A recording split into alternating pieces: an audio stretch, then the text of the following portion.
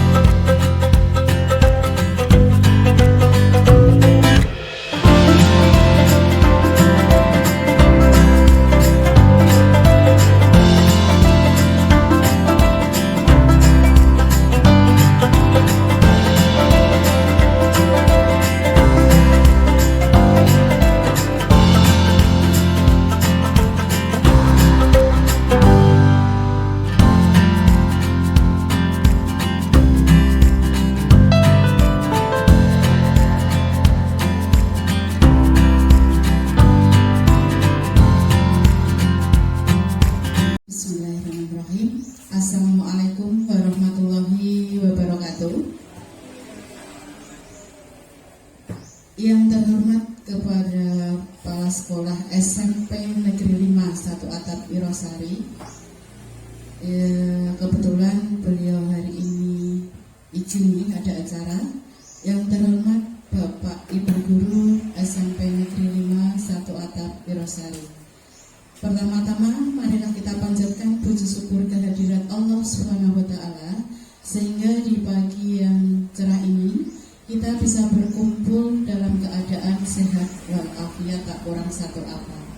Serta salam dan selawat kita haturkan kepada junjungan kita Nabi besar Agung Muhammad Sallallahu Alaihi Wasallam, yang kita harapkan dan kita nantikan syafaatnya baik di dunia dan di akhirat nanti. Amin Allahumma amin. Baik, kita berkumpul di pagi hari ini dalam rangka Pak Langgeng Aprianto, sarjana sains dari SMP Negeri 51 Atap Wirosari CGB Angkatan 9 Kabupaten Grobogan, akan menyampaikan diseminasi, menyebarkan pemahaman dan pengalaman penerapan budaya positif kepada rekan sejawat SMP Negeri 51 Atap Wirosari. Untuk itu kita langsung saja, waktu dan tempat kami persilahkan kepada Pak Langgeng. Monggo Bapak.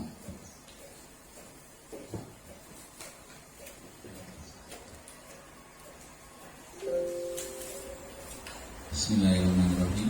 Assalamualaikum warahmatullahi wabarakatuh. Terima kasih saya ucapkan kepada Bu Sri Wahyuni yang telah membantu saya dalam membawakan acara di kegiatan pada pagi hari ini. Dan terima kasih juga buat Ibu Bapak yang telah bersedia meluangkan waktunya sehingga saya bisa melaksanakan kegiatan ini. Jadi untuk kali ini saya perkenalkan, sudah kenal semua. Inilah saya Langgeng Aprianto. Saya calon guru penggerak angkatan 9 dari Kabupaten Grobogan. Nah, pada kali ini saya akan mencoba kita bersama-sama mengajak ibu bapak sekalian dalam pelaksanaan budaya positif di sekolah.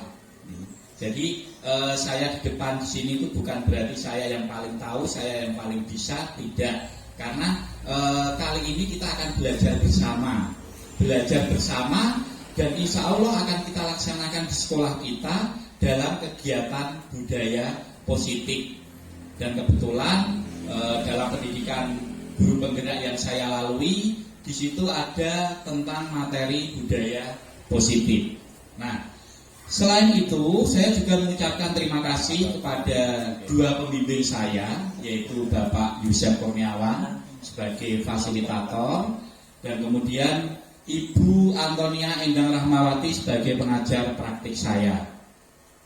Nah, di sini sesuai dengan apa yang saya pelajari di dalam guru penggerak, pendidikan guru penggerak kemarin, alhamdulillah saya sudah memasuki ke modul 1.4 ya. Jadi modul 1.4 itu adalah tentang budaya positif, di mana di situ nanti kita akan membahas beberapa budaya yang ada di sekolah yang sudah sering kita laksanakan, kemudian kita membuat keyakinan kelas dan bagaimana cara mengatasi permasalahan siswa dengan tahapan segitiga restitusi. Nah, untuk pokok bahasan nanti yang akan kita bahas, yang pertama itu adalah disiplin positif dan nilai kebajikan.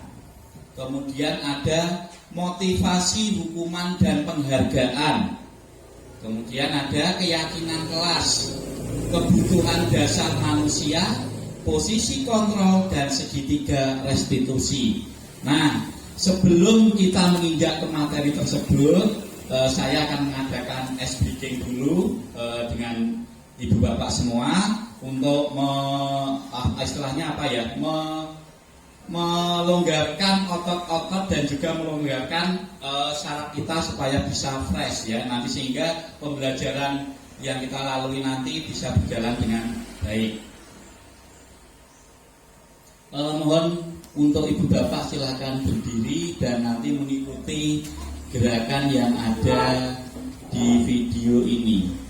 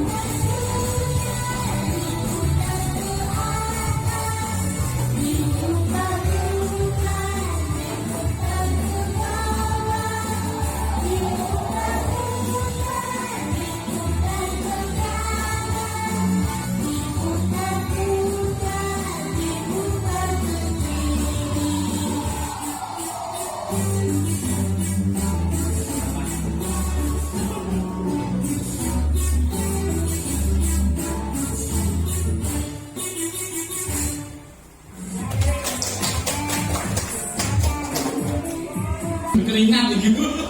Ini berkeringat betulan karena memang saya tadi sangat menikmati gerakan dari yang saya lihat dan saya praktekkan di video. Nah, kembali ke pokok bahasan. Jadi kita akan membahas tentang 6 keyakinan, ya. 6 pokok bahasan itu ada disiplin positif, motivasi, hukuman dan penghargaan, keyakinan kelas, kebutuhan dasar, posisi kontrol, dan segitiga restitusi. Saya masih ngos-ngosan Bu ini. Serius ini ngos-ngosan. Ya, kita lanjutkan. Nah, di sini ada gambar apa ini, Bu-ibu? Gajah ya, kaki ya ini. Ini kaki gajah. Kemudian kakinya diapakan ini, Bu? Di rantai. Nah, rantainya itu sudah terlepas apa masih dikaitkan dengan sesuatu yang bisa untuk membuatnya tidak bergerak? Lepas ya. Nah, sekarang coba saya minta kepada Ibu Bapak untuk melihat ilustrasi dari gambar ini, kemudian menjelaskan apa yang bisa Ibu atau Bapak pikirkan tentang gambar di sini, ya. Nih, tolong siapa yang kira-kira mau menjelaskan? Bu Dwi, monggo. Terima kasih Bapak Alden. Itu adalah sosok kaki gajah ya. Kaki gajah yang terikat oleh sebuah rantai, dan rantai itu sudah terlepas dari kainnya. Menurut saya ini adalah gajah itu sebelumnya dia masih bebas, masih dirantai oleh pemiliknya. Karena apa? Karena dia belum tahu kemana dan apa yang akan dilakukan kesehariannya. Jadi setelah proses akhirnya gajah tadi dilepas oleh pemiliknya dari kainnya. Jadi tapi gajah tetap tidak kemana-mana karena dia masih merasa masih pakai sebuah rantai itu. Jadi menurut saya rantai itu sebagai pengontrol dari gajah tersebut. Terima kasih. Tepuk tangan buat apa yang sudah disampaikan Bu Dwi, ya. Cukup satu dulu ya, nanti kita buka lagi untuk saya nanti juga masih ada stok gambar Bu, tenang saja nih, masih ada satu nanti. Nah, jadi tadi Bu Dwi menyampaikan bahwa ini adalah, jadi dari gambar ini saya membaca bahwa sebenarnya ketika kecil gajah ini dulunya adalah dia dirantai dengan rantai yang besar seperti ini. Nah, ketika posisi dia masih kecil, dia ingin berontak, dia ingin melawan dan dia ingin melepaskan kaitan dari rantai ini. Tetapi tidak bisa, karena tubuhnya dulu tidak sebesar ini. Dan dia posisi rantainya tidak bisa dilawan atau istilahnya melawan dari kerasnya baja yang ada di rantai tersebut. Nah, ketika dia sudah beranjak dewasa, ternyata mindset atau pikiran dia itu masih terbawa terus sampai dia dewasa. Maksudnya apa? Jadi ketika dia sudah dewasa, dia juga masih berpikiran bahwa ternyata ada belenggu rantai yang ada di kakinya. Sehingga ketika si pawang gajah ini melihat bahwa gajah itu sudah jinak, maka rantainya ini dilepaskan. Meskipun yang menempel atau mengikat kakinya masih ditempatkan di kaki tersebut. Nah, Ibu Bapak, kalau kita kaitkan dengan anak didik kita, ternyata kaki gajah atau pola pikir gajah ini adalah sama dengan pola pikir dari anak didik kita, ya. Jadi mereka merasakan bahwa mereka kurang bebas berekspresi, mereka kurang bisa menunjukkan kreativitas mereka. Nah, makanya kita sebagai seorang pendidik dan pengajar, kita harus bisa memerdekakan anak didik kita, ya, sesuai dengan filosofi Ki Hajar Dewantara bahwa pendidikan kepada anak itu adalah pendidikan yang membebaskan kepada anak untuk berkreasi, untuk kreatif, tetapi mereka masih dengan aturan-aturan yang tertentu, aturan yang positif ya. Jadi meskipun mereka bebas untuk melakukan kegiatan, tetapi mereka juga masih harus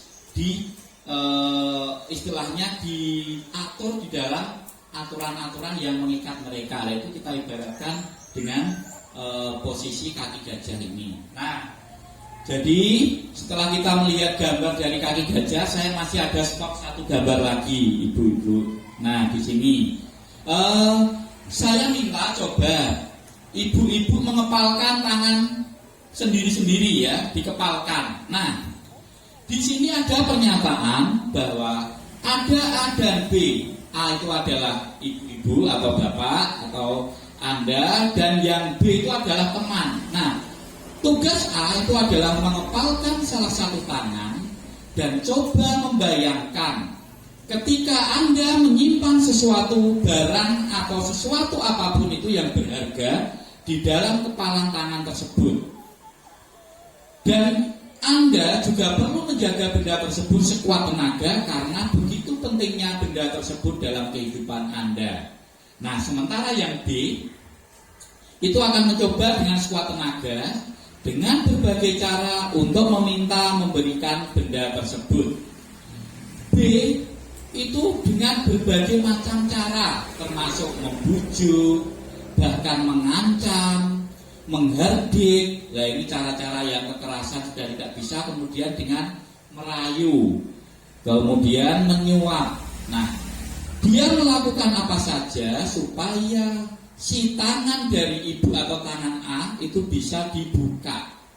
Sekarang saya pengen ibu coba Bu Dwi dengan Bu Koni. Bu Dwi yang mengepalkan tangan, Bu Koni mencoba untuk melepaskan kepalan tangan Bu Dwi. Bisa enggak? Coba monggo Bu Koni.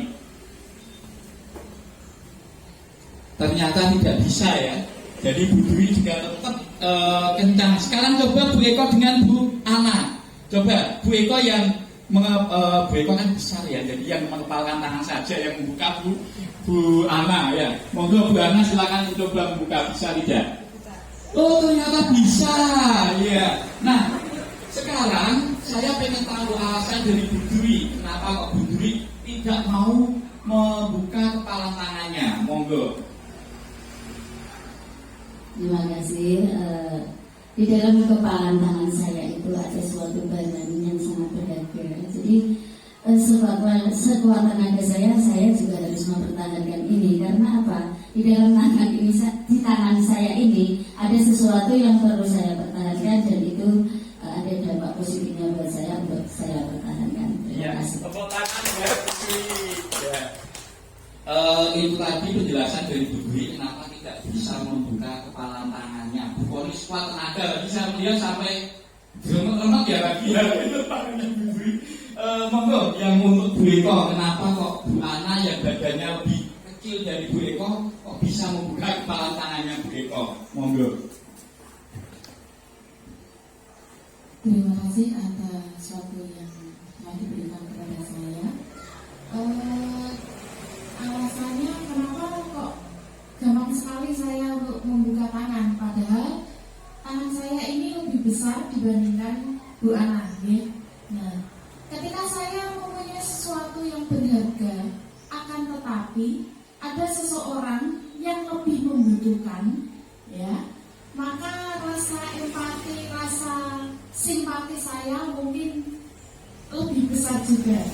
Jika barang berharga itu bisa bermanfaat untuk orang lain ketika saya belum benar-benar membutuhkan, maka saya akan memberikan kesempatan kepada yang lebih membutuhkan. Terima kasih. Ya, tepuk tangan juga penjelasan dari Bu Eko.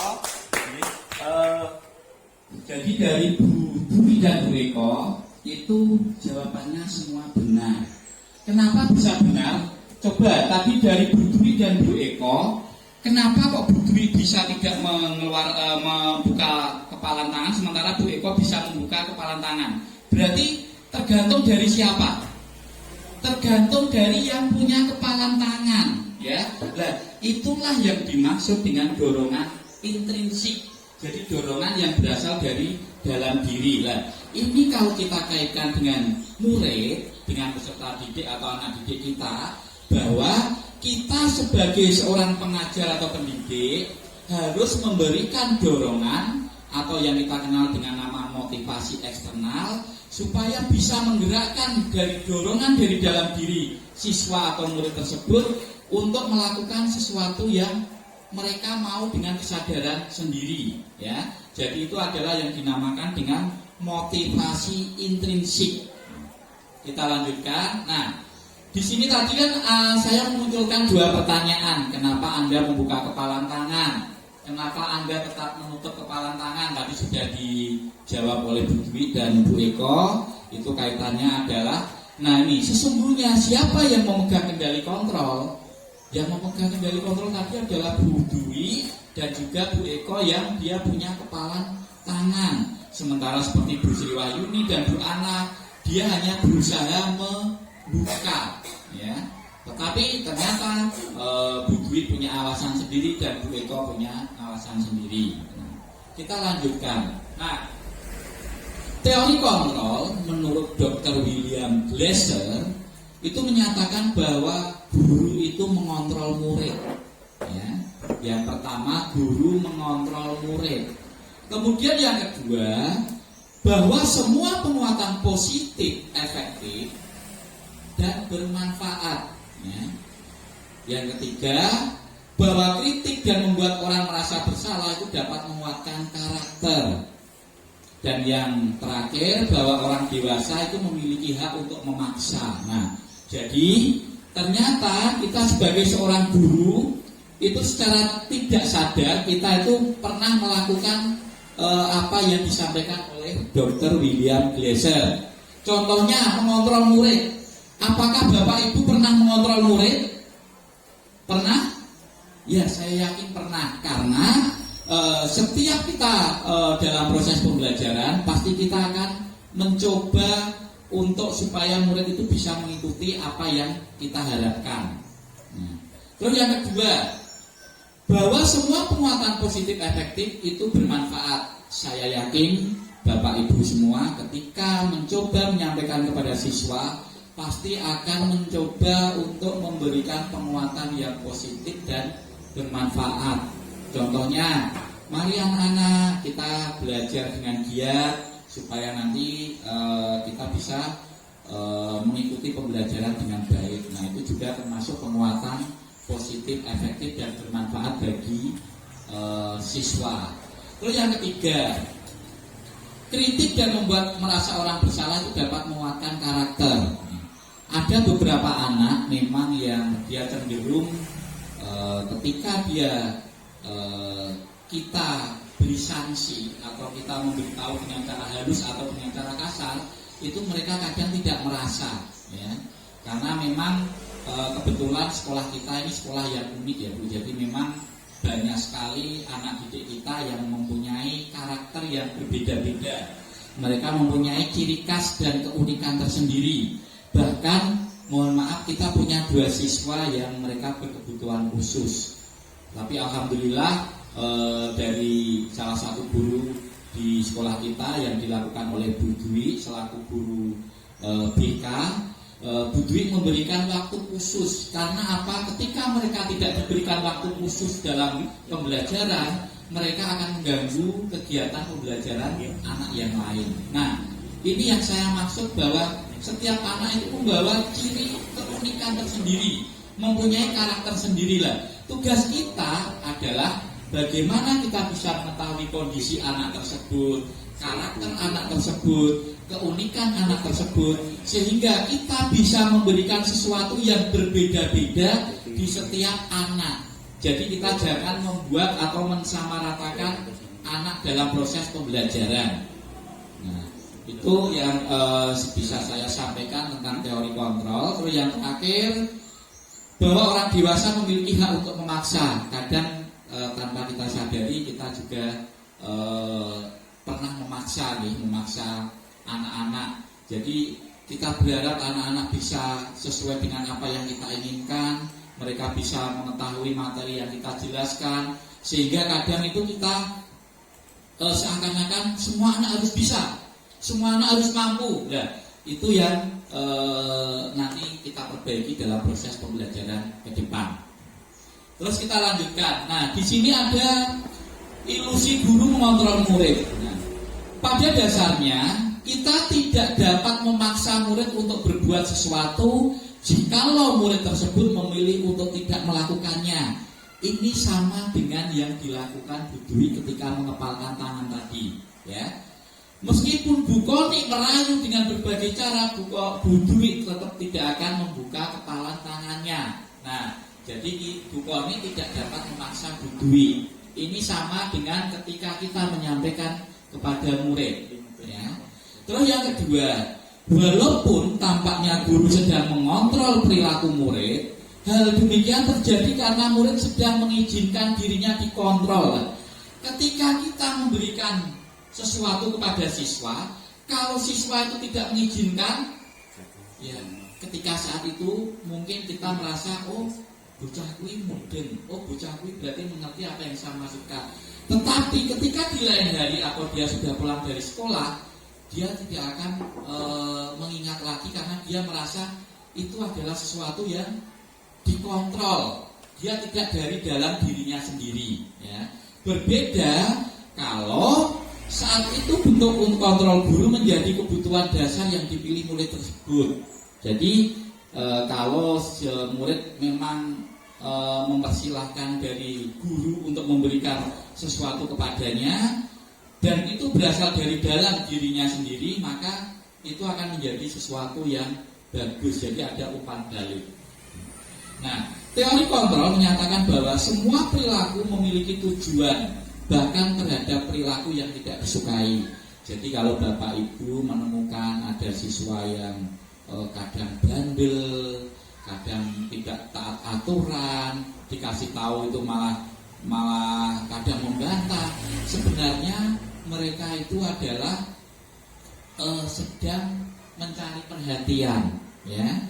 Jadi mereka menginginkan supaya kita bisa memperhatikan mereka, mengerti apa yang mereka butuhkan, dan mereka juga berharap seperti itu karena selama di lingkungan mereka baik di sekolah maupun di rumah mereka tidak pernah menemukan hal tersebut. Kita lanjut. Nah, di sini kita akan menginjak kepada disiplin positif. Disiplin itu sering dimaknai dengan tata tertib, teratur, patuh, peraturan, sesuatu yang dilakukan seseorang pada orang lain untuk mendapatkannya, ya.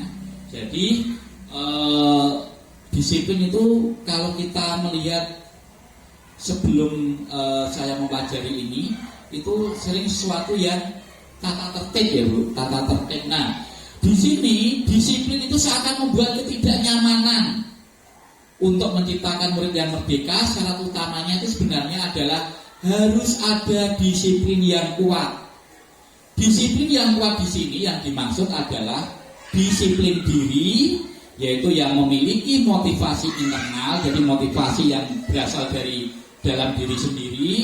Nah, jika kita tidak memiliki motivasi internal, maka kita memerlukan pihak lain untuk mendisiplinkan kita atau motivasi eksternal. Jadi kita memberikan motivasi yang berasal dari luar supaya mereka bisa membangkitkan motivasi internal mereka. Nah, di sini pengertian disiplin positif di mana menurut Ki Hajar Dewantara di dalam pemikiran konsepsi keteladanan sikap merdeka cetakan kelima 2013 halaman 470 bahwa di mana ada kemerdekaan, disitulah harus ada disiplin yang kuat. Sesungguhnya disiplin itu bersifat self disiplin, ya, yaitu kita sendiri yang mewajibkan dengan sekeras-kerasnya. Tetapi itu sama saja sebab jikalau kita tidak cakap melakukan self disiplin, wajiblah penguasa lain mendisiplinkan kita, dan peraturan demikian itulah harus ada di dalam suasana yang merdeka. Ini kalau kita kaitkan dengan pengajaran pembelajaran kita dengan murid, bahwa kita jangan melakukan tekanan kepada siswa, kita jangan melakukan paksaan, kita jangan melakukan hukuman, tetapi kita harus membuat siswa supaya bisa belajar dalam suasana yang menyenangkan, suasana yang nyaman, sehingga mereka bisa bebas mengekspresikan dan juga bebas untuk mengkreasikan dari apa yang ada di dalam pikiran mereka. Nah, disiplin positif, jadi anak harus paham betul alasan mengapa mereka mengikuti suatu aliran atau ajaran tertentu, sehingga motivasi yang terbangun adalah motivasi intrinsik, bukan ekstrinsik. Di sini terlihat ada beberapa anak yang aktif dalam pembelajaran, ada yang mengacungkan tangan, ada yang membaca, kemudian ada yang menyimak atau mendengarkan. Nah, di sini kita harus bisa membuat anak menjadi tahu mana perbuatan yang baik dan yang tidak baik. Setelah mereka tahu, maka harus kita kuatkan dengan perbuatan, ya. Kalau dari dalam pendidikan saya, di dalam aksi nyata, ya, yaitu di mana penguatan tentang perbuatan yang baik dan yang tidak baik. Setelah ada penguatan, maka akan muncul pengakuan, ya, pengakuan atas disiplin positif yang telah mereka lakukan.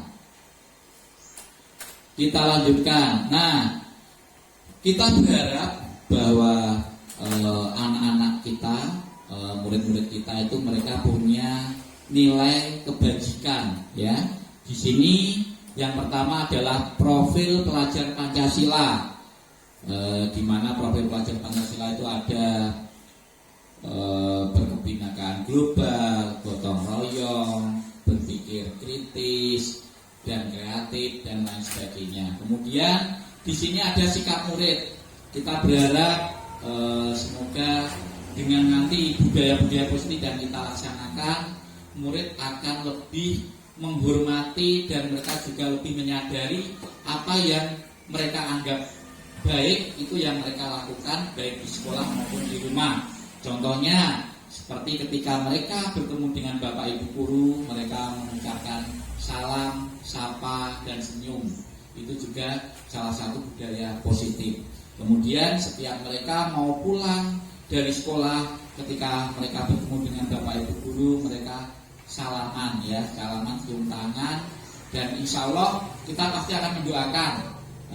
Pasti dalam hati kita semoga kalian bisa pulang dengan selamat tanpa kurang suatu apapun. Nah, terus selanjutnya adalah 9 pilar karakter dan ada petunjuk seumur hidup dan keterampilan hidup dan lain-lain. Teori motivasi perilaku manusia di sini ada 3. Jadi ada motivasi eksternal yang memunculkan motivasi internal untuk menuju tujuan disiplin positif. Yang pertama adalah untuk menghindari ketidaknyamanan atau hukuman. Apa yang akan terjadi apabila saya tidak melakukannya? Ini adalah karena ada motivasi eksternal dari dalam lingkungan mereka. Kemudian yang kedua, untuk mendapatkan imbalan dari orang lain atau institusi. Apa yang akan saya dapatkan apabila saya melakukannya? Ini juga motivasi eksternal. Dari beberapa motivasi eksternal ini kemudian akan muncul motivasi internal, sehingga mereka akan menghargai diri sendiri. Jadi saya akan menjadi orang yang seperti apa bila saya melakukannya. Sehingga disiplin positif yang akan menjadi budaya positif itu akan terbentuk. Nah, di sini ada yang pertama adalah penghargaan dan hukuman. Bapak Ibu, ternyata apa yang saya lakukan dan mungkin Bapak Ibu juga pernah melakukan, bahwa memberi penghargaan dan hukuman itu ternyata adalah tidak atau kurang baik bagi murid. Karena apa? Penghargaan maupun hukuman itu adalah cara-cara mengontrol perilaku seseorang yang menghancurkan potensi untuk pembelajaran yang sesungguhnya. Ini adalah teori menurut Kohn. Jadi secara ideal tindakan belajar itu sendiri adalah penghargaan yang sesungguhnya. Jadi ketika kita memberi penghargaan, itu justru akan mematikan kreativitas mereka, karena mereka akan melakukan sesuatu dengan harapan mendapatkan imbalan. Dan ketika kita menghukum mereka, mereka melakukan sesuatu tersebut karena mereka takut dengan sanksi yang kita berikan. Jadi kalau bisa, insya Allah nanti kita bersama-sama, mari kita ciptakan budaya positif di lingkungan sekolah kita. Terus selanjutnya, ada beberapa bentuk yang kita lakukan kepada siswa. Yang pertama ada hukuman, ada konsekuensi, dan ada restitusi. Hukuman itu dia bersifat tidak terencana atau tiba-tiba. Contoh, ketika saya melihat ada anak terlambat, anak tersebut kemudian saya panggil, "Mas, kenapa kok kamu datang terlambat?" "Maaf Pak, saya terlambat karena saya tadi bangunnya kesiangan." "Sana, keliling lapangan 15 kali." Lah, ini kan segala bentuknya adalah secara tiba-tiba dan tidak terencana. Nah, anak atau murid tidak tahu apa yang akan terjadi dan tidak dilibatkan. Jadi hukuman ini bersifat satu arah, hanya berasal dari guru tersebut, dari pihak guru yang memberikan, dan murid hanya menerima suatu hukuman tanpa melalui suatu kesepakatan atau pengarahan dari pihak guru, baik sebelum atau sesudahnya. Nah, hukuman yang diberikan ini juga bisa berupa fisik, tadi yang saya contohkan. Terus bisa berupa psikis, atau murid disakiti oleh suatu perbuatan atau kata-kata. Contoh, ada murid kita yang tidak mengerjakan tugas pekerjaan rumah. Kemudian kita masuk kelas dan kita menanyakan, "Kenapa kamu kok tidak mengerjakan? Kamu ini bagaimana? Teman-temanmu saja semua mengerjakan, kok kamu tidak? Berarti kan kamu memang sengaja tidak mau melakukan pekerjaan tersebut." Lah, itu juga salah satu contoh bentuk hukuman yang berupa verbal, berupa kata-kata, tetapi juga bisa membuat atau menyakiti dari siswa tersebut. Terus yang kedua, ini adalah konsekuensi. Konsekuensi itu sudah terencana atau sudah disepakati ya. Jadi contoh, kita membuat keyakinan kelas. Jadi misal keyakinan kelas itu tidak boleh membawa makanan ke dalam ruangan kelas. Nah, di situ ketika nanti ada anak yang melanggarnya, maka anak tersebut juga harus mendapatkan konsekuensi dari apa yang sudah dilanggar. Ya. Jadi untuk konsekuensi itu adalah sudah dibahas atau disetujui oleh murid dan guru. Umumnya bentuk-bentuk konsekuensi itu dibuat oleh pihak guru atau sekolah, dan murid sudah mengetahui sebelumnya konsekuensi yang akan diterima bila ada pelanggaran. Terus yang selanjutnya di sini adalah restitusi. Restitusi itu adalah proses menciptakan kondisi bagi murid untuk memperbaiki kesalahan mereka sehingga mereka bisa kembali, ya, mereka bisa kembali pada kelompok mereka dengan karakter yang lebih kuat. Ini adalah menurut Gosen 2004. Jadi restitusi juga merupakan proses kolaboratif yang mengajarkan pada murid untuk mencari solusi untuk masalah mereka. Nah, coba Bapak Ibu, dari ketiga materi ini ada hukuman, konsekuensi, restitusi. Kira-kira metode apa yang nanti paling tepat kita laksanakan kepada murid-murid? Ibu Ir? Oh ya, restitusi ya, betul sekali. Jadi hukuman, konsekuensi itu juga ada proses negatifnya di dalam pembelajaran murid. Yang lebih tepat nanti adalah restitusi. Makanya nanti kita akan membahas tentang tahapan restitusi.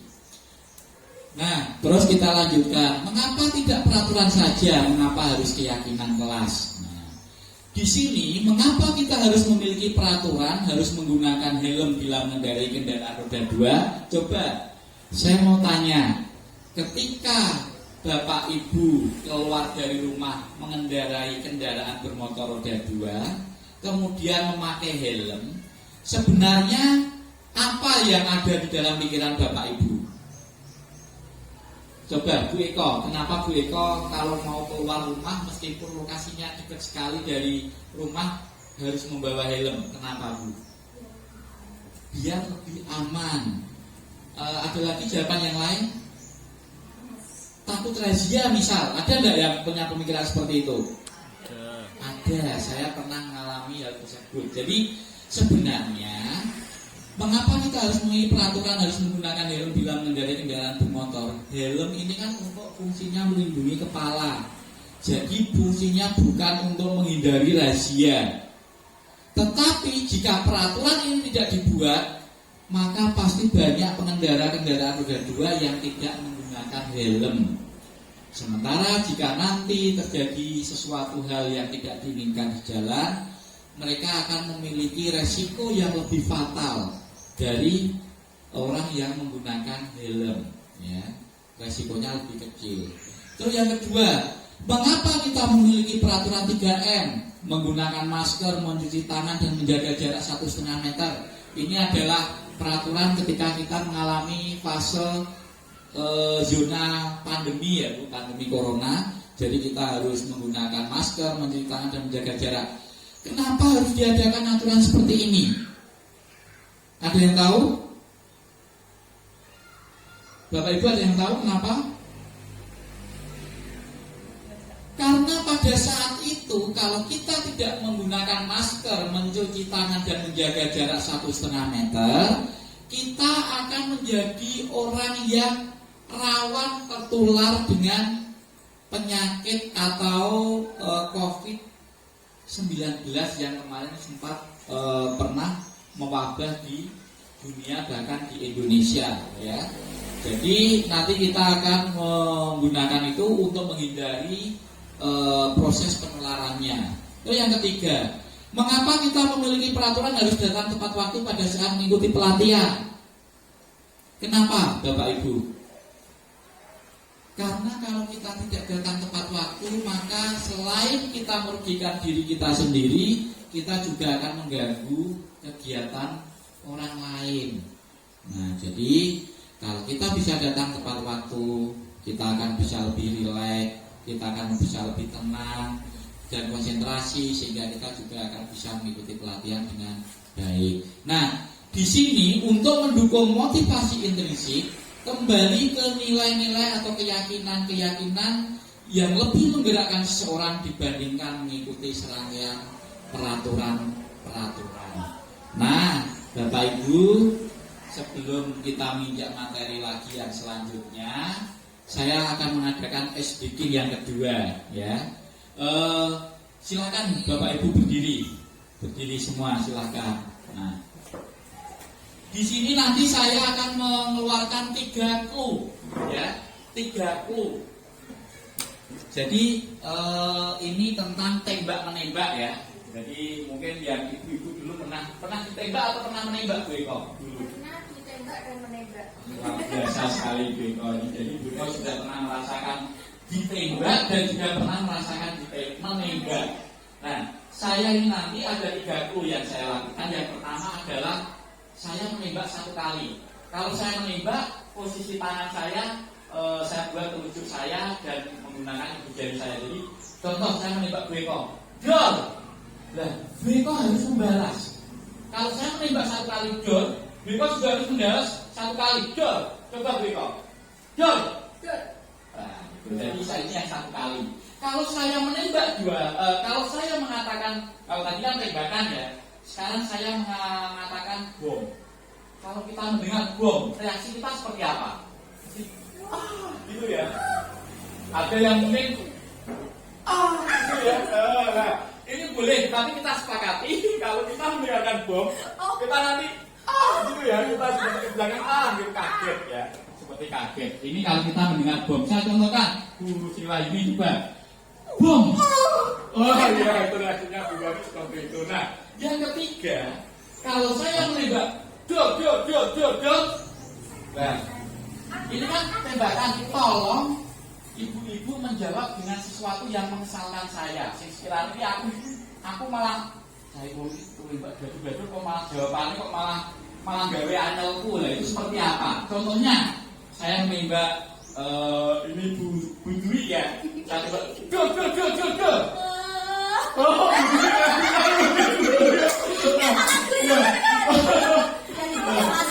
Beko lain lagi. Kalau Beko mesti tembak, dol. Gak kena.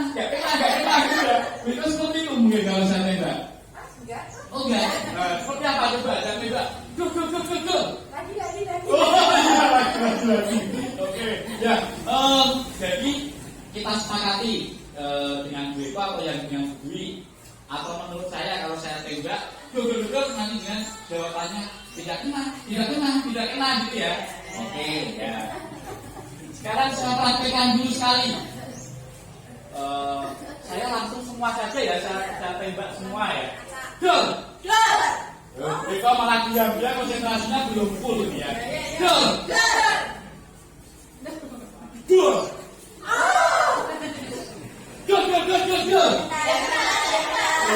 Oke ya. Sekali lagi. Bom.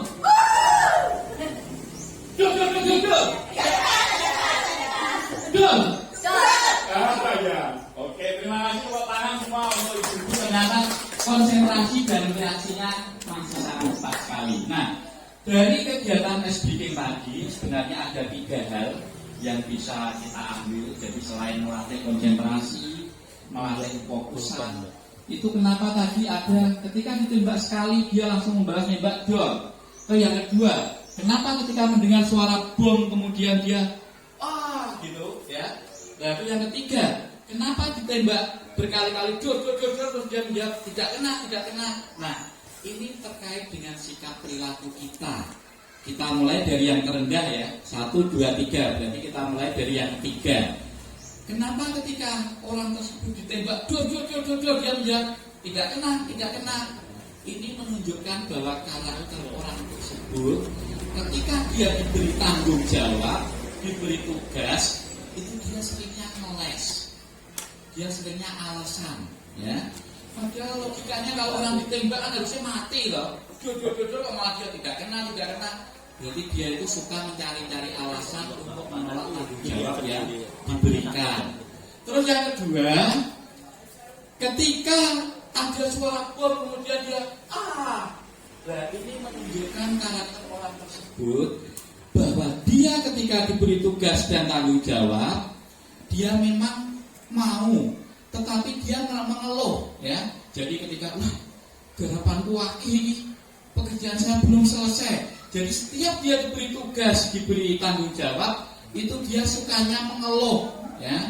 Ini juga kurang baik. Nah, yang pertama, ini tadinya cepat sekali ya. Saya nembak Beko langsung membalas dor. Nah, ini menunjukkan karakter bahwa orang tersebut ketika diberi tanggung jawab dan diberi tugas, dia akan selalu mengatakan siap Pak, siap Bu, dan dia akan berusaha sekuat tenaga dan semampunya melaksanakan tugas yang diberikan. Ya.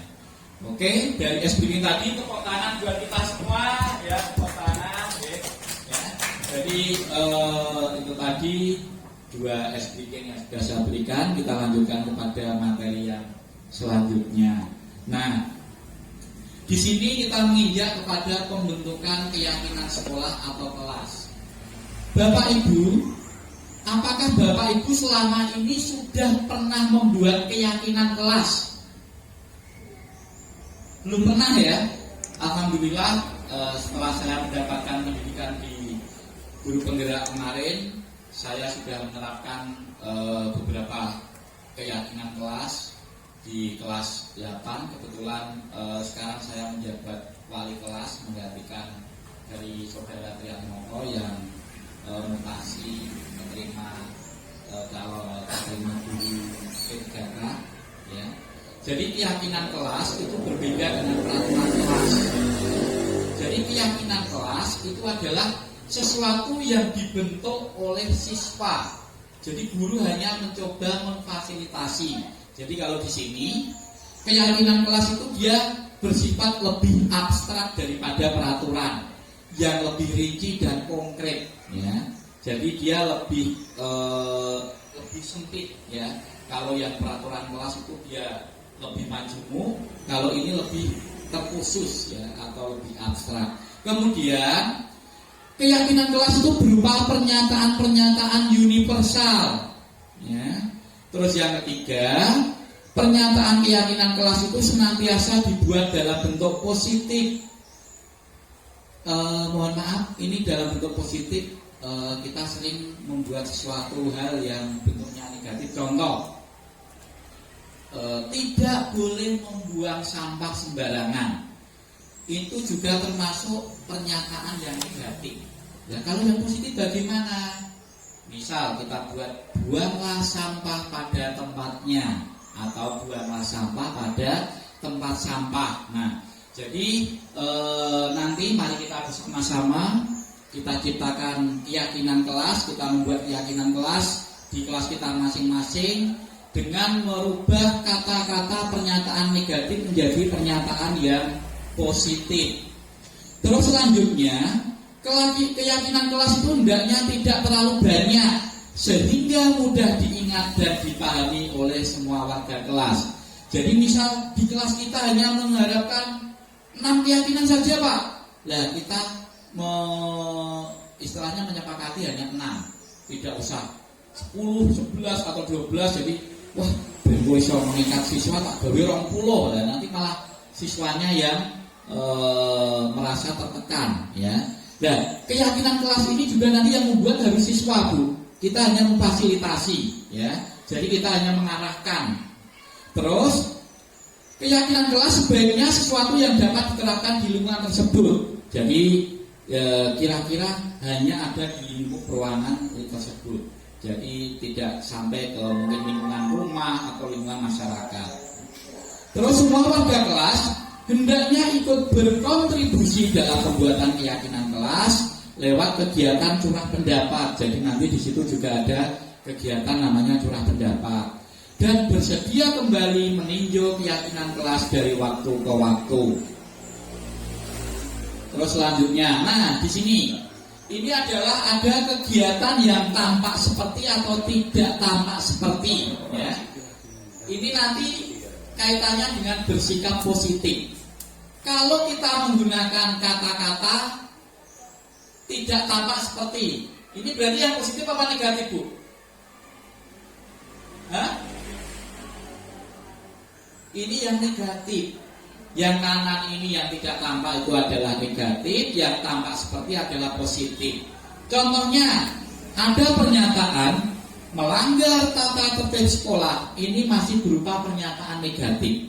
Kalau kita rubah, kita masukkan dalam pernyataan positif, itu menjadi kalimat mentaati tata tertib sekolah. Kemudian membuang sampah pada tempatnya ketika ada guru. Ini nanti ketika kita membuat keyakinan kelas pasti akan muncul ada beberapa anak yang membuat pernyataan seperti ini. Nah, ini kita arahkan atau kita rubah menjadi pernyataan yang positif. Berarti menjadi membuang sampah pada tempatnya. Terus tidak mau minta maaf. Nah, ini kita rubah menjadi meminta maaf jika bersalah. Tidak ikut melaksanakan piket kelas, kita rubah menjadi melaksanakan piket kelas sesuai jadwal. Ini adalah tadi setelah kita membuat pernyataan dari beberapa siswa, pasti ada beberapa yang kalimatnya atau pernyataannya negatif, maka kita rubah dulu menjadi kalimat yang positif. Nah, ini juga ada contoh berbohong. Ini termasuk negatif apa positif, Bu? Pernyataan berbohong itu negatif. Ini kita rubah menjadi yang positif, jujur. Mengambil barang teman tanpa meminta izin, ini kita rubah menjadi meminta izin ketika meminjam barang milik teman. Terus kasar dalam berbicara, kita rubah dalam kalimat positif menjadi bertutur kata yang sopan. Kemudian tidak mau senyum, salam dan sapa pada siapapun, kita rubah menjadi menerapkan senyum, salam dan sapa. Nah, setelah kita membuat keyakinan kelas, maka kita menginjak kepada materi 5 kebutuhan dasar manusia. Sebenarnya 5 kebutuhan dasar pada manusia itu yang pertama adalah bertahan hidup, ya. Jadi dari zaman manusia purba sampai sekarang itu mereka masih pemikiran mereka masih tetap kita bawa sampai sekarang, yaitu bertahan hidup. Jadi bagaimana cara kita untuk bertahan hidup? Ya kita akan melakukan sesuatu yang bisa memenuhi kebutuhan kita, ya. Terus yang kedua, rasa kasih sayang dan rasa diterima. ini juga kadang kita dapatkan pada salah satu anak didik kita. Kenapa kok mereka merasa bahwa mereka harus mendapatkan kasih sayang dan rasa diterima? Karena mereka mungkin di rumah tidak pernah mendapatkan hal seperti ini, sehingga mereka menginginkan hal tersebut kita didapatkan mereka di sekolah. Kemudian penguasaan itu mesti ibu bapak pernah mendapatkan beberapa anak didik kita yang dia kalau disuruh maju pasti pertama kali yang maju, pertama kali yang mengerjakan. Nah, mereka karena merasa pengen dianggap mereka menguasai tentang penguasaan. Terus kebebasan. Nah, kebebasan ini banyak sekali ya Bapak Ibu yang kita temui pada siswa, pada murid. Mereka ingin mengekspresikan apa yang mereka inginkan secara bebas tanpa ada aturan. Jadi tugas kita adalah mengontrol dan memantau mereka serta memberikan motivasi eksternal untuk membangkitkan motivasi intrinsik mereka sehingga bisa melakukan kegiatan yang positif. Kesenangan ini juga adalah 5 kebutuhan dasar manusia. Nah, di sini bagaimana seumpama ada beberapa siswa yang bermasalah, yang ada atau melanggar tata tertib di sekolah, bagaimana cara kita menanganinya. Nah, di sini 5 posisi kontrol dari seorang guru itu adalah yang pertama sebagai penghukum. Contoh yang sebagai penghukum itu bagaimana itu? Ketika ada anak atau siswa yang melanggar tata tertib, itu mereka kita panggil, kemudian kita kasih hukuman. Kamu tadi ketika upacara bendera tidak mematuhi tata tertib dengan tidak membawa kopi, tidak membawa dasi, maka sekarang kamu harus memunguti sampah yang ada di lingkungan sekolah. Nah, itu juga bentuk dari penghukum. Ya. Terus yang kedua, pembuat rasa bersalah. Ketika ada siswa atau ketika ada anak yang melakukan kesalahan, kita misal mengatakan dengan sendiri, wah mbak, saya kecewa sekali dengan sikapmu hari ini. Kenapa kok kamu tidak melakukan inilah? Itu juga nanti anak itu pasti akan kemudian dia merasa bersalah, ya, merasa bersalah. Dan sebagai teman, nah ini juga ternyata kurang baik tuh. Jadi kadang kita mencoba memposisikan kita sebagai teman dengan murid-murid kita, tetapi ketika kita terlalu dekat, mereka justru malah semakin menyepelekan kita, semakin tidak menghargai kita. Terus yang kedua sebagai pemantau. Sebagai pemantau itu misal anak-anak itu menggunakan kaos kaki putih dan sepatu hitam ke setiap masuk sekolah atau setiap melakukan upacara bendera. Nah, Bu Koni ini sebagai seorang pemantau, Bu Koni ini pasti dia mencoba akan berkeliling atau mengamati ketika anak-anak sedang berbaris. Sopo ya semula komplit sepatunya semua warnanya beda, kaos kakinya yang beda. Pasti Bu Koni akan mencoba seperti itu. Dan Bu Koni itu adalah sebagai pemantau, ya, sebagai pemantau. Terus kemudian sebagai manajer. Nah, sebagai manajer ini adalah sebenarnya posisi kontrol yang paling tepat dan paling bagus untuk kita laksanakan kepada siswa. Kita lihat di sini adalah restitusi. Restitusi itu adalah sebuah cara menanamkan disiplin positif pada murid memiliki diri sebagai berikut. Yang pertama, restitusi bukan untuk menebus kesalahan, namun untuk belajar dari kesalahan. Ya. Terus yang kedua, restitusi itu memperbaiki hubungan. Restitusi adalah tawaran, bukan paksaan. Kira-kira kalau siswa kita buat seperti ini, menarik nggak Bu ini? Menarik kan? Ya. Terus yang ketiga, restitusi itu menuntun untuk melihat ke dalam diri. Ya. Terus restitusi itu juga untuk mencari kebutuhan dasar yang mendasari tindakan. Karena ya saya yakin ketika murid kita melakukan sesuatu yang negatif, pasti dia sebenarnya punya alasan kenapa kok bisa melakukan hal tersebut. Itu kita cari dan kita gali. Terus yang selanjutnya, restitusi itu fokusnya pada karakter bukan tindakan. Ya. Terus restitusi ini juga menguatkan. Dan restitusi ini fokus pada solusi. Dan restitusi itu mengembalikan murid yang berbuat salah pada kelompoknya, sehingga mereka akan kembali ke kelompoknya dengan karakter yang lebih kuat dan karakter yang lebih hebat. Nah, ini adalah tahapan restitusi. Jadi ketika kita melakukan tahapan restitusi untuk menyelesaikan masalah pada salah satu murid, itu kita menggunakan tahapan segitiga restitusi. Yang pertama adalah kita harus melaksanakan menstabilkan identitas. Ya, yang pertama itu menstabilkan identitas. Di sini setiap orang pasti pernah melakukan kesalahan. Kamu bukan satu-satunya yang pernah melakukan misal. Saya melihat ada seorang murid yang dia tidak mengerjakan tugas, kemudian dia meminta atau menyontek jawaban temannya. Tetapi ketika temannya tidak memperbolehkan, dia merobek kertasnya atau merobek bukunya. Nah, ini kita tanya, misal ya namanya ini misal Mbak Devita ya, Mbak Devita, kenapa kamu tadi merusak atau merobek bukunya Mas Rehan? Saya tadi mendengar permasalahan ini dari teman-temanmu yang menyampaikan ke saya. Kemudian si murid ini pasti akan menjelaskan, saya seperti ini karena ini Pak. Nah, kita harus menstabilkan identitas dulu, yaitu dengan Mbak Devita. Saya juga pernah merasakan hal seperti Mbak Devita. Jadi setiap orang itu pasti pernah melakukan kesalahan. Jadi Mbak Devita bukan satu-satunya orang yang pernah melakukan kesalahan. Pak Lanjut juga pernah melakukan hal tersebut. Nah, setelah menstabilkan identitas, kita lanjutkan dengan kita lanjutkan dengan validasi kebutuhan. Jadi kita tanya, kamu pasti punya alasan kenapa kamu melakukan hal tersebut. Kemudian setelah menanyakan atau memvalidasi kebutuhan, kita menanyakan keyakinan. Nah, kita tanya, apakah tindakan tersebut yang kamu lakukan itu melanggar dari nilai-nilai apa yang telah kita sepakati? Setelah dia menjawab ya, terus kamu ingin menjadi orang yang seperti apa?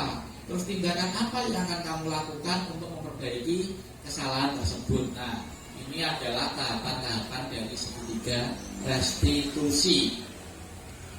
Jadi di dalam menstabilkan identitas itu berdasarkan pada prinsip pembuat kesalahan adalah bagian dari proses pembelajaran. Dan menggeser identitas gagal ke identitas yang sukses. Kemudian validasi tindakan yang salah itu berdasarkan prinsip perilaku berupaya memenuhi suatu kebutuhan tertentu. Dan guru akan bergeser dari pemikiran stimulus respon menjadi proaktif. Lalu yang ketiga, mengenali kebutuhan murid dan akan memperbaiki hubungan dengan murid. Menanyakan keyakinan, ini murid akan diberi beberapa pertanyaan yang bermakna sehingga memunculkan motivasi mereka atau motivasi internal atau motivasi intrinsik. Ya. Dan siswa tersebut atau murid tersebut mampu mengaitkan keyakinannya dengan tindakan yang salah. Nah, di sini saya tunjukkan contoh dari apa yang saya lakukan ya di dalam segitiga atau tahapan restitusi.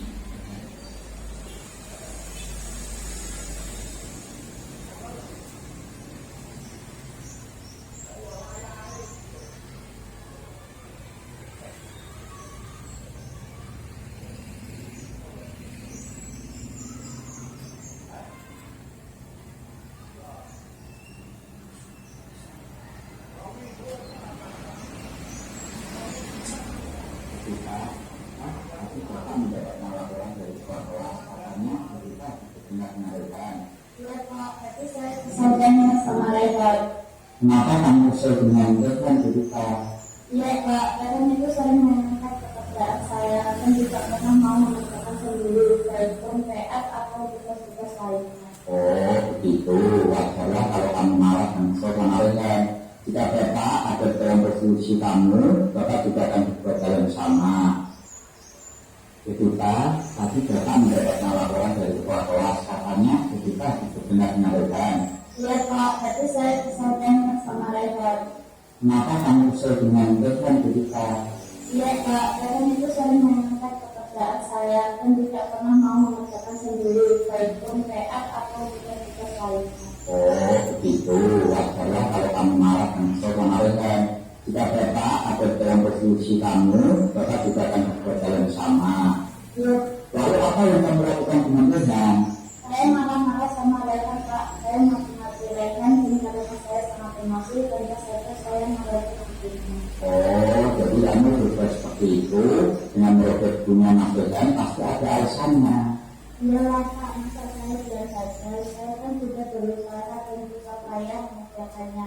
Malah Rehan dengan seenaknya saja mengangkat dan tidak mengerjakan sendiri.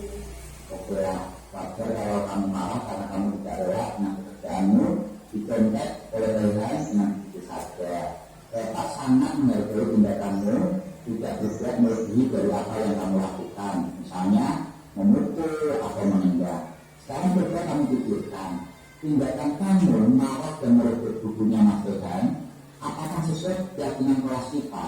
Tidak Pak, Menurut kamu, keyakinan seperti apa yang sudah kamu langgar? saya melanggar keyakinan kelas, yaitu saling menghormati sesama teman.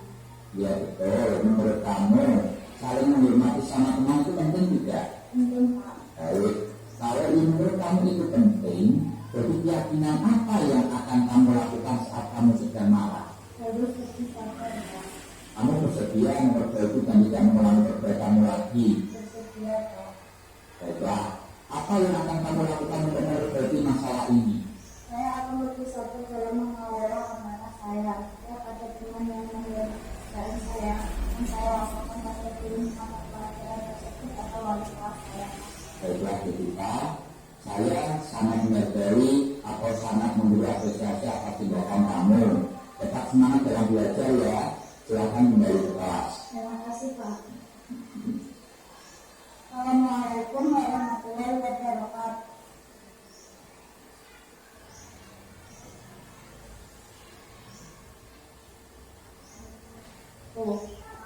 Nama saya Jovita Aryani, saya dari kelas 9. Saya sangat senang sekali diajak diskusi dengan Pak Landung dalam hal pengendalian diri saya. Jadi yang marah karena perilaku teman sekolah saya. Saya harus cepat belajar untuk sabar dan menghormati sesama teman. Sekian, Assalamualaikum warahmatullahi wabarakatuh. Ya tahu kenapa Pak?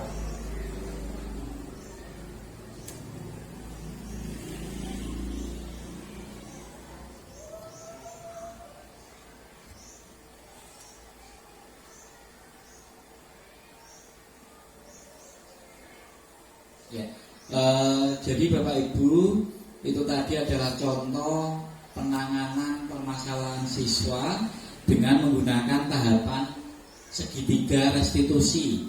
Jadi kita menstabilkan dulu keadaan, kemudian kita menanyakan kenapa alasannya dia melakukan seperti itu, dan kemudian kita tanya apakah sesuai dengan keyakinan kelas yang sudah dibuat, terus apa dari keyakinan kelas yang sudah dilanggar, dan bagaimana cara kamu untuk mengatasi permasalahan tersebut ketika kamu mendapatkan hal seperti itu. Nah, dari beberapa yang sudah saya sampaikan, Bapak Ibu,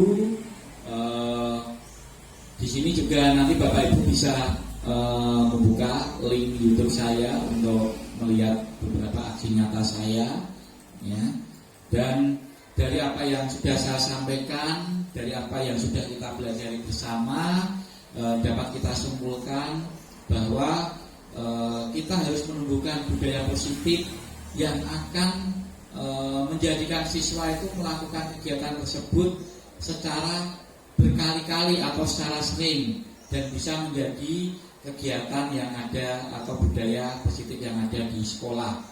Terus yang kedua, dengan mengatasi beberapa permasalahan yang terjadi pada siswa, kita bisa menggunakan tahapan segitiga restitusi, sehingga posisi dari guru yang paling tepat dari kelima posisi tersebut adalah sebagai posisi kontrol manajer, ya. Jadi memang sebelum saya mempelajari tentang materi ini, saya sering memberikan atau menjadikan posisi saya sebagai seorang penghukum. Namun setelah kita tadi bersama-sama mempelajari tentang beberapa posisi kontrol, mari kita bersama-sama kita jadikan diri kita sebagai seorang posisi manajer dalam menangani permasalahan yang ada pada siswa, sehingga siswa nanti akan merasa senang, merasa nyaman dalam proses pembelajaran. Demikian Bapak Ibu, kita lagi sudah hampir 1 jam ya juga. Kita sudah hampir 1 jam dalam proses pembelajaran atau budaya positif yang insya Allah nanti akan kita laksanakan bersama-sama ya Bapak Ibu. Jadi kemarin saya sudah izin dengan Bapak Mariono selaku Kepala Sekolah, dan kita bersama-sama untuk menumbuhkan, mengembangkan dan membuat budaya positif sehingga siswa bisa melaksanakan budaya positif tersebut dengan baik. Akhir dari apa yang saya sampaikan, saya mohon maaf Bapak Ibu bila di dalam kita belajar bersama tadi ada tutur kata saya yang kurang berkenan di hati Bapak Ibu sekalian. Saya mohon maaf yang sebesar-besarnya. Wabillahi taufiq wal hidayah. Wassalamualaikum warahmatullahi wabarakatuh. Terima kasih.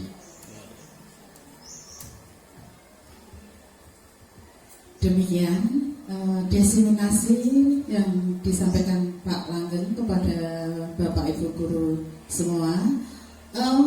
Kayaknya udah pada tekan semua ini. Dari berbagai materi yang disampaikan Bapak Langgeng tadi, apa ada unek-unek atau pertanyaan dari Bapak Ibu guru ya? Wah, langsung semua, itu tunjuk jari semua.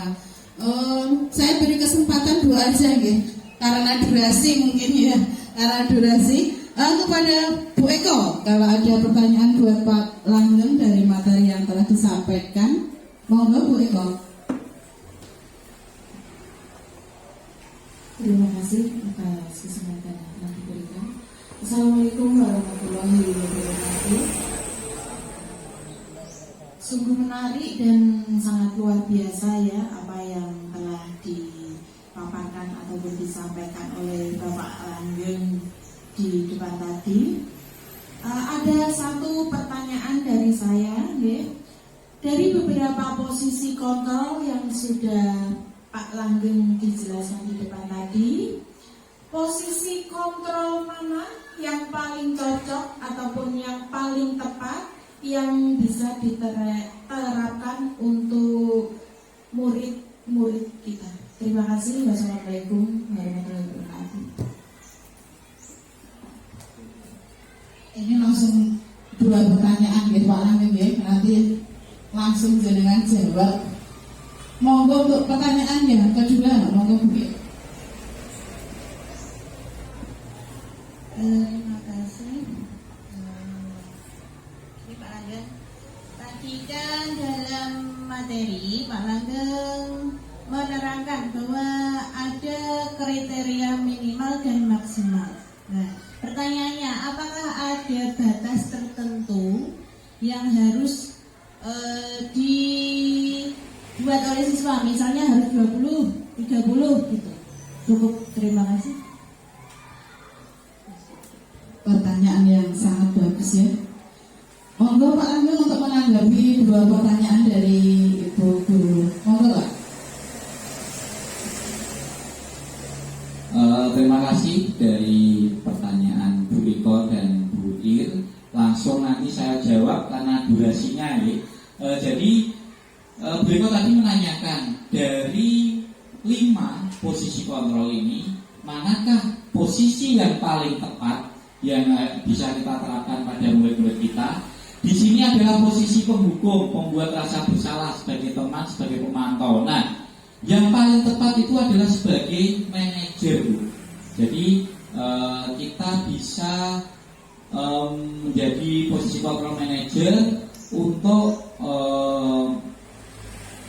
memecahkan menyelesaikan masalah pada siswa dengan menggunakan tahapan segitiga restitusi tersebut.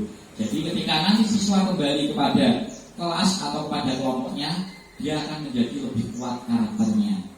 Demikian, Bu Eko sudah puas dengan jawaban. Kalau nanti belum puas, kita ngopi bareng.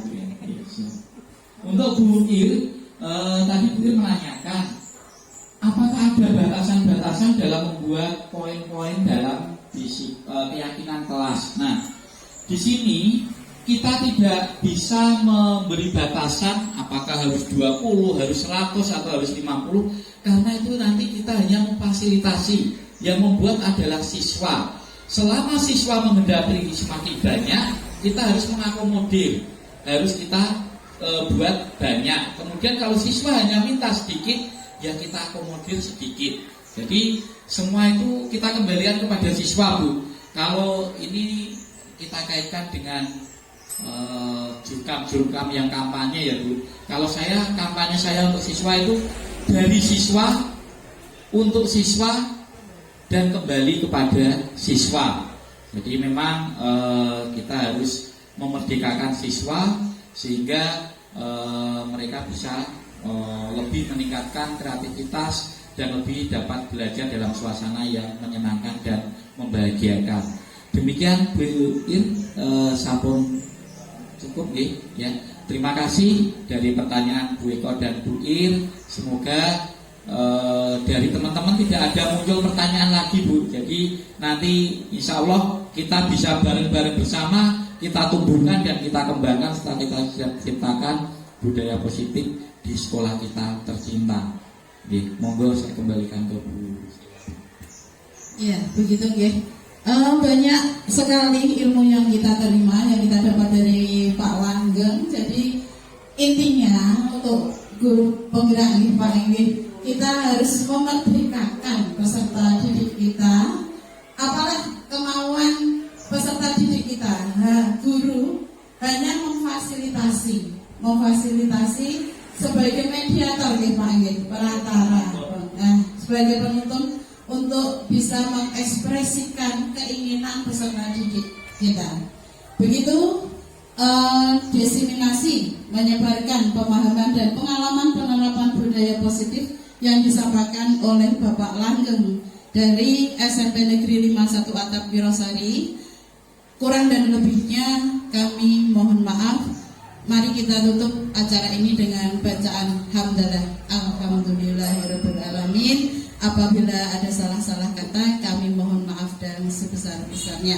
Billahi taufik wal hidayah. Wassalamualaikum warahmatullahi wabarakatuh. Halo, nama saya Mariono. Saya adalah Kepala Sekolah SMP 51 Atap Wirosari. Di sini saya akan memberikan testimoni mengenai kegiatan guru penggerak kami, Bapak Langgeng Aprianto SPD. Beliau adalah guru IPA, menjadi guru penggerak di sekolah kami. Saya berharap banyak perubahan yang dilakukan untuk sekolah kami menjadi lebih maju, pembelajaran yang lebih berkualitas, pembelajaran yang lebih menyenangkan untuk anak didik kami, sehingga sekolah kami menjadi pusat perhatian dari masyarakat Tegalrejo, sehingga memberikan kepercayaan untuk menyekolahkan putra-putrinya di tingkat SMP menuju SMP 51 Atap Wirosari. Terima kasih Pak Langgeng, semoga sukses ke depan menjadi guru penggerak dan menjadi pion perubahan pendidikan. Terima kasih. Perkenalkan, nama saya Renaldo Yuga Prakoso dari SMP Negeri 51 Atap Wirosari. Saya di sini akan menanggapi hasil diseminasi yang telah disampaikan oleh Pak Langgeng. Dari hasil penyampaian Pak Langgeng yang penyampaiannya sangat jelas dan lugas, saya sendiri bisa menangkap apa yang sudah disampaikan Pak Langgeng, dan hal itu sangat bermanfaat bagi saya sendiri utamanya dan juga Bapak Ibu guru, karena ada beberapa hal yang kiranya perlu disampaikan dengan cara yang lebih baik dibandingkan dengan saat ini. Semoga Pak Langgeng bisa menyampaikan hal-hal baik lainnya kepada kami dan bisa menularkan ilmu baiknya kepada kami semua agar ilmunya yang didapat bisa bermanfaat untuk kita semua. Terima kasih, selamat pagi.